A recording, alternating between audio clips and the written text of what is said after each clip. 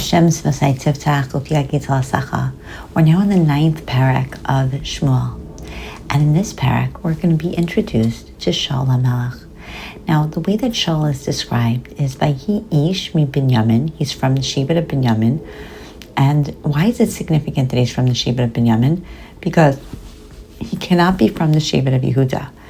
We know that Yehuda is all of the kingship that is going to be forever is going to come from Yehuda. Now, had it been the case that either the Bnei Israel or Shaul would not have messed up the way that they are ultimately going to mess up, then the kingship would have lasted for a lot longer. But it did not. And so we have that he's from Shevet Binyamin. His name is Ushmo, Kish ben Abiel ben Sror ben Bechoras ben Afiach ben Ish Yemini Gibor Chayil. So there's a man, and his name is Kish. He is the son of Abiel, Sror, Bechoras, and Afiach.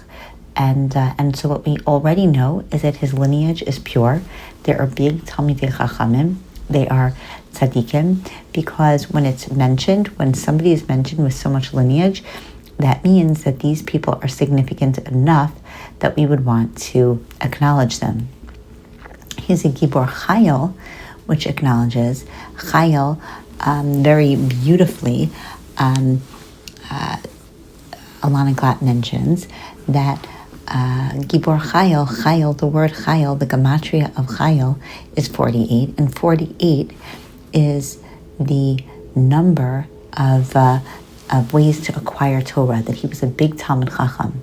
So we have an understanding that these are, that the person and the lineage that he comes from, that Shaul comes from, is really very significantly important.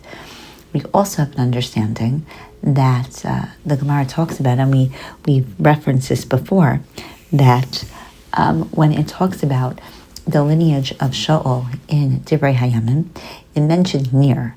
So why? Because he used to, instead of Aviel, and the reason that is because he would go and he would light candles, Ner, for all the people that were traveling to be able to learn Torah. That, there weren't street lights at that point, obviously. And so he would light and illuminate the pathways so that people could be able to go, Talmidei Chachamim could go to learn Torah. So Shaul comes from important stock. And Shaul is described as Bachor Batov. He really is he's a Talmid Chacham, and he is a Besser bench. He's really a top level. Now, what's interesting is that Tov, who else is described as Tov? So we know that Moshe Rabbeinu was Tov Ma'od, and he illuminated. And here Shaul is also described as Tov. The Ein Ish Bnei Israel Tov Mimenu. There's nobody that is on the level that he's on. This is representing what we know to be true, and that is that a leader has to be above really a high level. He's a role model. And so what we have here is that Shaul is following in accordance with that he is a real role model, and he is head and shoulders greater than everybody else. What does that mean? So either in his stature, he was very good looking, he was very tall and handsome and presentable, but also, obviously, it's on a deeper level that he is a Talmid Chacham, he's a Yashar, he is a good person, he is strong, he is inner and outerly just the top of the top. Now what happens is, Batovana ha'atonos lekish, and Kish loses his donkeys, and they go astray. And Kish says to Shaul Beno, Kachna itcha as achas menan arim, take one of these young servants, but kum lech bakisha tatanos, and go look for the donkeys. This is already reminding us of Moshe Rabbeinu and David HaMelech and all of the people who are in leadership positions. Oftentimes, what they show us first is how they treat their animals, and if they treat their animals well, or if they take care of animals well, and they're already in good standing with HaKadosh Baruch Hu. And that's exactly what Shaul does. He goes, he takes this man, and he goes and he doesn't find them. And then he looks here, he looks there, he looks all throughout the territory of Binyamin, v'lo matzo, and he can't find them. And this again represents another important principle, and that is he's really working hard. He is going from place to place. He doesn't just give up. Clearly he cares about the lost animals, and clearly he cares about listening to the way of his father. And both of those are very important characteristics when we're going to be choosing a king. You listen to your father, as in capital F, but also that you're caring for your flock. Every animal matters, every person matters. And they get to Tzuf, and Shaul says to his Na'ar, L'cha v'nashuva, we should probably get back. Pen yichtal abi min hatonos v'da'ag lanu, because my father's going to be worried about us. Now, what is significant about that is that he puts himself in the same category as his servant. My father's going to be worried about us? Really? Do you really think that a father's going to care as much about a servant as he does about his own son? Of course not. But to Shaul, there was a level of anava. He was so pure and so wonderful that he would, of course, lower himself and humble himself for the sake of, the help of both of his father and the servant. And what does the servant say? No, I've got a great idea. Hinena ish elokim be'ir hazos. There is a man, a very important God-fearing, the Gadol Ador is in that town over there. Maybe we should go to him, and we should see Ulay yagid lanu es darkeinu asher halachnu aleh. Well, we should ask him where we should go.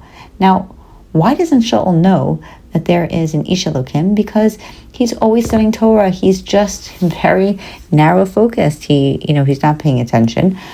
And he is, kind of like an absent-minded professor almost. It doesn't make that much sense, but the Na'ar is the one that respectfully tells Shaul, and but we should probably go there. And Shaul says, but if we go, man navila ish, what am we going to bring? Ki halecha mazal mikilinu, because our food is basically gone. Utshura in lahavin, and there's nothing that we lavila ish elokim ma itanu. So 3 things he mentions that he doesn't have enough of. Right? What am I going to bring? Our food isn't good. What is there to give?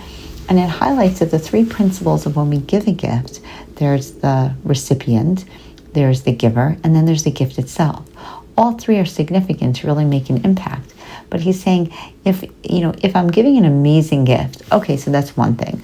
So it doesn't matter how it comes, who it comes, what it comes. If I'm an amazing person, okay, so those 2 things I don't have. Okay, so we're giving it to this amazing person, that's fine. But on my end, he's saying I'm not doing anything that is significant. So why I don't want to put myself in that position to, be underwhelming. He's, again, the level of humbleness is quite obvious. And the servant says, no, we can give a quarter shekel. He's basically, again, solving the problem. This does highlight what we're going to learn about Shaul, that Shaul, for all of his brawn and brilliance, doesn't always take the rein in a way that, there's just a certain level of anava, there's a certain level of humbleness, and then it becomes exceedingly difficult to even deal with any of, he should be able to be more directive in this issue, but that is already representing who Shaul is, and the idea of Shaul is the idea of, just in his name alone, Shaul is lend. He is being lend. We're lending him to the Bnei Israel, so to speak. It's not something that's permanent. Part of the characteristics of why it's not permanent are highlighted in just his overall personality. So this is, again, the Na'ar is the one who's really solving everything. And And what's interesting is in Pasuk 9, Rabbi Rosner mentions, and this is very important, this is the crux of the change that goes from Shoftim to Shmuel. Shmuel Aleph, where we're going to now switch gears to king. And what is different and what is happening here, Lifnim Yisrael, before in Israel, Kol Amar Ha'ish B'lachto Lidrosh Elokim, then people would go to, if somebody wanted to really seek out Hashem and get the words of Hashem, L'chu v'nocha al roeh, ki l'navi hayom yikre lefanim haroeh. So it used to be that the shofi was good enough. He was the representative of the of Hashem, and you would just go to the shofi. But what's going to happen is that now they're going to be Nevi'im and they're going to be kings. And that's a shift, because no longer is one person taking on all the responsibility. The shofi used to be the person who was both the physical, concrete leader, as well as the conduit for spirituality for the people. And now it's going to be split. And this is really a significant difference in what we're going to be having going forward. And the Shaul said, again, Shaul's like, oh yeah, good things. That's exactly what we should do. We should go to this guy, to the Ish Elokim. And as they're going up, Olim, because of course you go up when you're speaking to a Gadol Ador, they see some young women trying to draw water by Yamru Lahem, Hayesh Bazar. So they say, oh, where is the ro'eh? Is there ro'eh here? And these women start just babbling, now highlighting that he's gorgeous. So they're totally starstruck by his beauty and his looks. And so they say, they go into detail. He just came into town because the people gave up korban. They're basically just chatting away, highlighting that he's so good looking that they just want to speak to him. Or something else that's very important: he's not supposed to be the Navi yet. He's not supposed to be the king yet. And so this is kind of like a comic pause or just a filler to allow for time to go by, because it's just not time yet. So ultimately, all of the situation, this whole storyline is just a filler, because he's not supposed to be the king yet. So first they tell him, what happens, and the people do not eat until he comes. He first has to give a bracha for the korban, and then only then do the guests eat. So go up, and you could find him right away. So they go to town, and what happens is Vihine Shmuel Yotzei Lekrasam. Shmuel comes to meet them la'alos habama, on his way to the bama, and what he was doing. Clearly, this is Yad Hashem. Clearly, this is a story that is allowing for this first beautiful meeting. Shmuel, who is meeting Shaul. Shmuel, who also in his name has the concept of Samkel, that Hashem puts him in the right place at the right time. And here he's meeting Shaul, who's going to be the king, the first king, and he's going to feel very deeply for Shaul. And then what is this? That Ka'it Machar Eshlach Alecha Ish Me'eretz Binyamin. So Hashem comes to Shmuel and tells him that tomorrow I'm going to send you a guy from Binyamin. And Umeshachto, and he's going to be the Lanagid al Ami Yisrael. He's going to be the leader of the Bnei Yisrael. And Bahushia Esami Miad Plishtim, and he's going to save the Jews from the Plishtim. Kirai Isi Esami, because I see my people. Ki Ba'ad Sitka Alai, and all of their cries that came to me. Even when times are tough, and you cry out to Hashem, and you don't feel like you're being answered.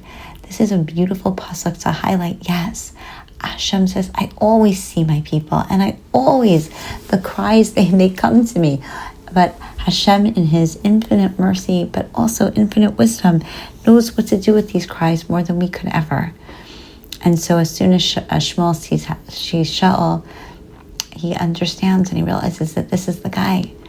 And so Shaul approaches Shmuel, and he says, tell me, Amy said Beis HaRo'eh. He really doesn't know who the Gadol Ador is. Like, has he taken his head out of the clouds? I mean, come on. But that ultimately is, again, part of the whole picture of who Shaul is. He's so pure, but why doesn't he know the Gadol Ador? Why is it that the Na'ar is coming up with those questions and answers? And so Shmuel says to Shaul, I am the Ro'eh. Go ahead of me to the Bama, and you're going to eat with me today. And in the morning, I'm going to let you go, and I'll hear everything that you have to say. And then he says, as for the donkeys that strayed 3 days ago, don't worry about them. They've been found, and so it's and for who is Israel yearning for, if not for you and everyone in your house? Interesting way to speak. And Shmuel says, wait a second, I'm only from Binyamin. Like, I'm not so special. Well, what's going on here? And not only am I not from anything special in Binyamin, but I'm from the lowest of the low in Binyamin. So what are you hinting to? What are you trying to tell me? And Shmuel took Shaul and his servant, and he brings them into a hall, and he gives them a place at the head of all the guests, and who are about like 30 people there. And Shmuel says to the cook, make sure that you give all the good part, the part that I told you that you were going to cook. And the cook does that by Yerim HaTabach et HaShok. She takes the thigh and what was on it and gives it to Shaul. And he says to Shaul, this is special. This was reserved for you. This is what I kept for a very special occasion when I was inviting people. You're exactly where you need to be. Again, highlighting like this is something that is, it was all pre-planned. And then they go onto the roof and they speak on the roof. Now, why is it significant that they're going to speak on the roof? Because clearly, Shmuel is highlighting that you're going to the highest point, a point that might look daunting, but it's so much higher than everything else. You were Gavoa Mikol Ha'am, you were more special than anybody else. Now you're going to be ascending to even the highest of the high. And Vayashkimu, early in the morning, Vayikal Olos HaShachar. The Olos HaShachar, remember, those same words are the words of Esther, who's going to save the Bnei Israel in the time of Achashverosh. So here, it's at daybreak. It's at the point where the light is coming out, where there's going to be something that saves the Bnei Israel, and Shaul is going to be that person. And he says, get up, and I'm going to send you off. Shaul gets up, the two of them, and they go outside.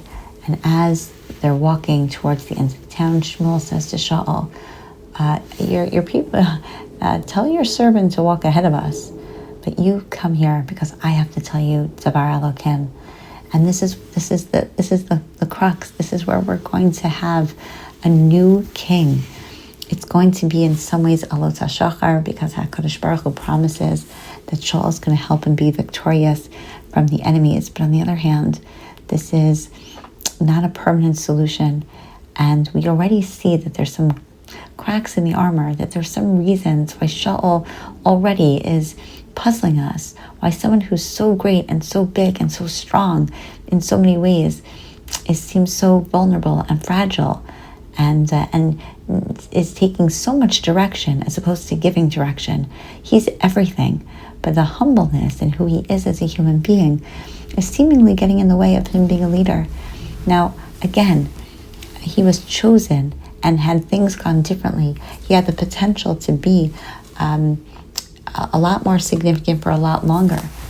But unfortunately, that doesn't end up being so. But in no doubt, Shmuel is slowly forming a very, very, very significant and special relationship with Shaul. And Shaul, who is so super special, is getting primed for the greatness that is going to ensue. We see that he is brilliant, we see that he is kind, we see that he is humble, we see that he is physically, his stature is greater than everyone else. He wows everyone around him is in awe, and really he demands respect because of who he is, but he doesn't demand respect because of who by character he is. And so that dichotomy is very significant. And now we're going to see what happens as he actually is anointed the king in going forward.